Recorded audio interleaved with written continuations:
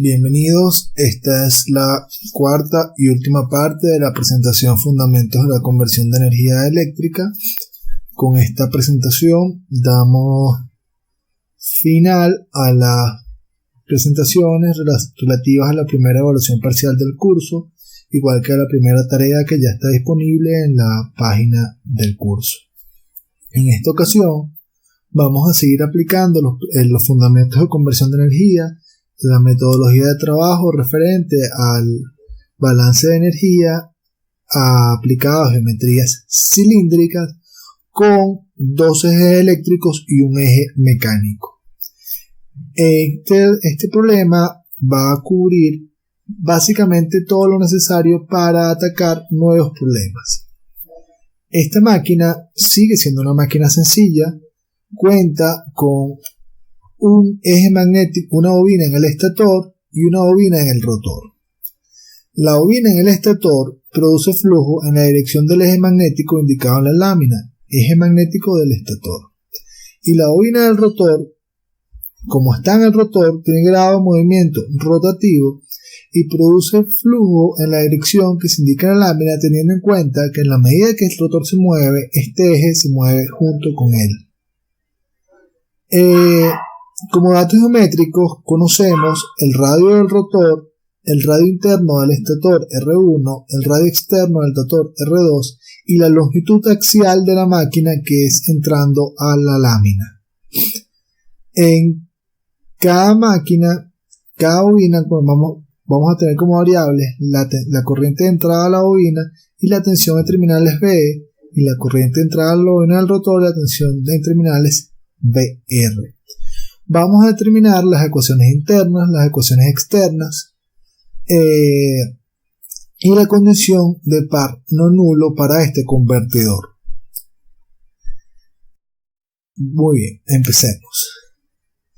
Vamos a asumir conocidos todos los parámetros geométricos indicados en la figura. Insisto, también la longitud axial del convertidor.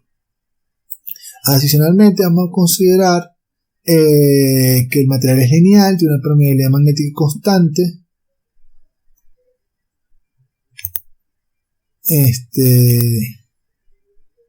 conocida μ. Entonces, del problema anterior sabemos que el primer paso para poder modelar este convertidor es el cálculo de las inductancias, para lo cual tenemos que empezar por la definición de los circuitos magnéticos. Como tenemos más de una bobina, es decir, más de un terminal eléctrico, es necesario que apliquemos los conceptos de cálculo de inductancia que vimos en el curso de conversión de energía 1. Es decir, tenemos que determinar las dos inductancias propias y la inductancia mutua del problema. Empecemos por la inductancia propia del estator. Para determinar la inductancia propia del estator, del rotor,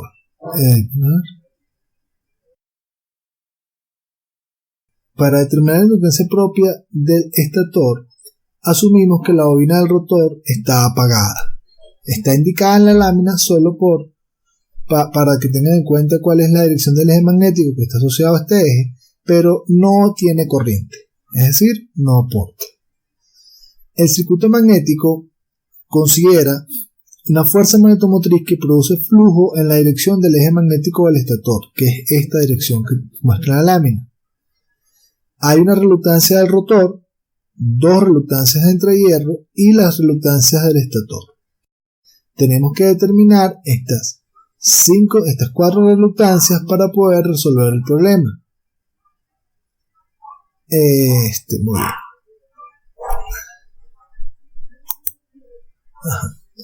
Como es una inductancia propia, tenemos el componente inductancia de dispersión e inductancia de magnetización.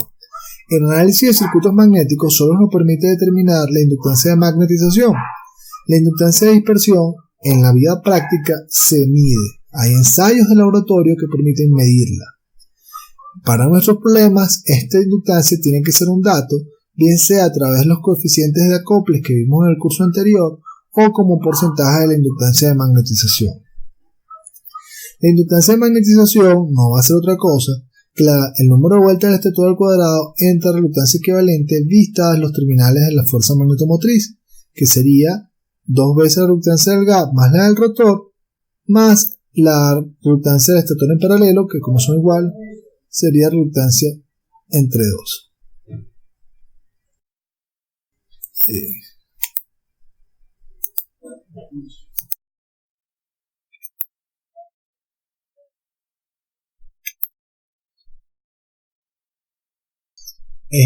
Finalmente, sin importar la posición del rotor, la inductancia de magnetización del estator va a ser constante. Sigamos. Para el cálculo de las reluctancias del rotor, tenemos que entender la geometría. En la figura vemos una vista frontal del rotor que tiene una longitud de 2 veces el radio, y tenemos una concha del cilindro por donde entra el flujo. El flujo entraría, según el eje magnético que estudiamos, de izquierda a derecha.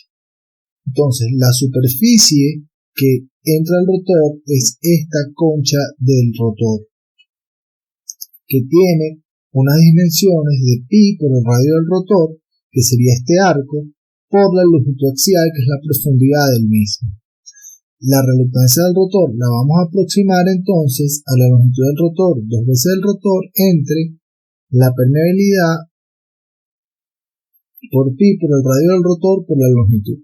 Esto es una aproximación en virtud de que la reluctancia del rotor cambiaría a lo largo del recorrido por el cilindro. Sin embargo, para efectos de este curso nos vamos a conformar con esta aproximación. Para el caso del gap vamos a hacer algo semejante, pero vamos a tomar la concha media del gap. O sea, este espacio azul que se ve en la lámina, que es la concha media, que tiene un radio del radio interno del estator más el radio del rotor entre 2, que es este radio, esta distancia que está acá.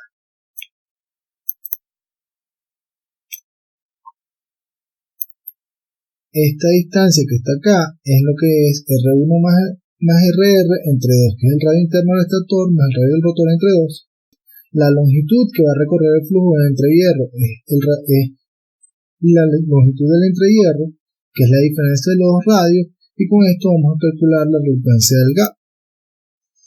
La reluctancia del estator la vamos a asumir en la mitad del estator. Recuerden que el camino magnético del flujo sería por acá, siendo este el radio que necesitamos obtener, que es el radio medio entre el radio interno y el radio externo, y la sección transversal sería este espacio por la longitud. Sería un rectángulo la sección transversal,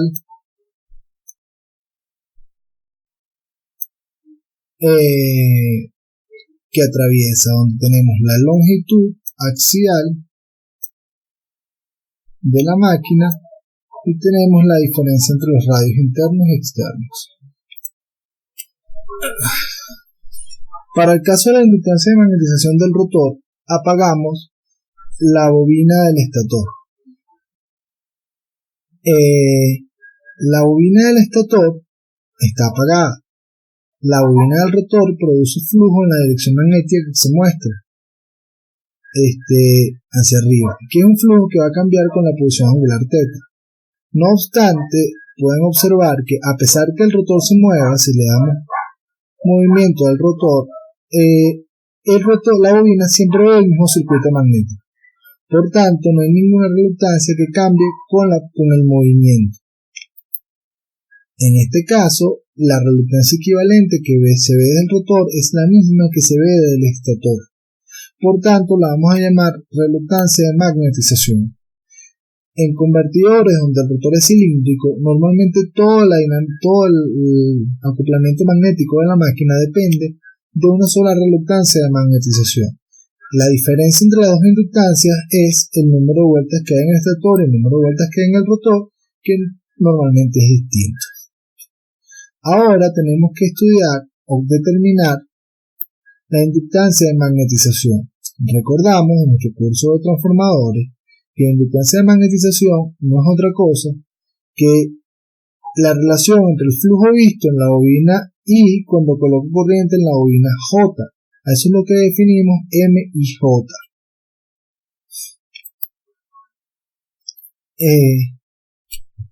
En este caso, colocamos una corriente de prueba en una de las dos bobinas y calculamos el flujo que se ve en la otra. Para nuestro caso, vamos a colocar una corriente de prueba en el rotor, IRP, y vamos a ver cuánto de ese flujo corta las bobinas del estator. La bobina del rotor va a producir flujo en la dirección del eje magnético del rotor, que es lo que llamamos φR. Sin embargo, lo que nos interesa es cuánto de ese flujo cae en el eje magnético del estator, para lo cual tenemos que proyectar el vector de flujo R sobre el eje magnético del estator, que no será otra cosa que el coseno de teta, siendo teta la posición angular del rotor. El flujo del rotor, aplicando los conceptos de circuito magnético, será la fuerza magnetomotriz del rotor sobre la reluctancia de magnetización. El flujo visto del estator es ese flujo proyectado, que sería φR por el coseno de teta.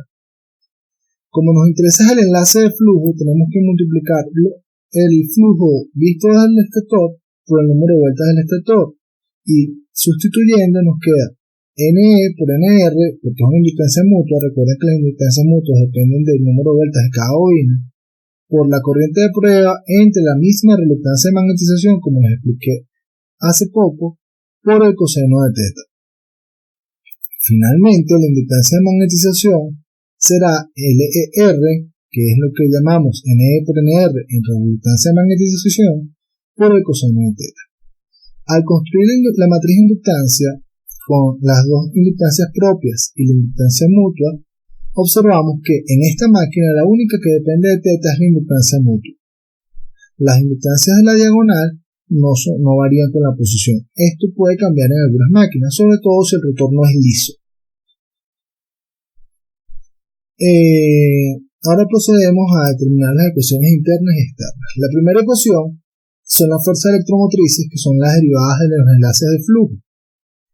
En nuestro caso vamos a aplicar el mismo desarrollo que hemos venido tomando en cuenta, pero matricial. La derivada de los enlaces de flujo sería la derivada de la ecuación inductancias por corriente.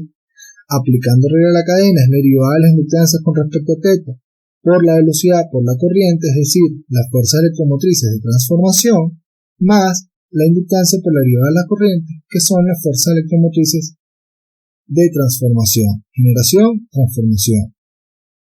En el primer caso sería la derivada, siendo las derivadas propias de no depender de la posición se anulan, y la derivada de los cosenos es el menos seno. La segunda ecuación interna corresponde al par eléctrico, que no es más que la derivada de la coenergía en la posición. Utilizamos la derivada de la inductancia que hemos calculado previamente y hacemos la operación matemática, que nos resulta IE por IR por la inductancia mutua por el seno de teta. La primera ecuación externa es la ecuación general de máquinas y la segunda ecuación externa es la ley de Newton. Expresamos en forma canónica nuestro problema. Tenemos la derivada de la corriente, la derivada de la velocidad y la posición. Observen que la estructura es igual a la que estudiamos en el problema anterior, solo que al tener más bobinas vamos a tener más ecuaciones eléctricas. Por regla general, vamos a tener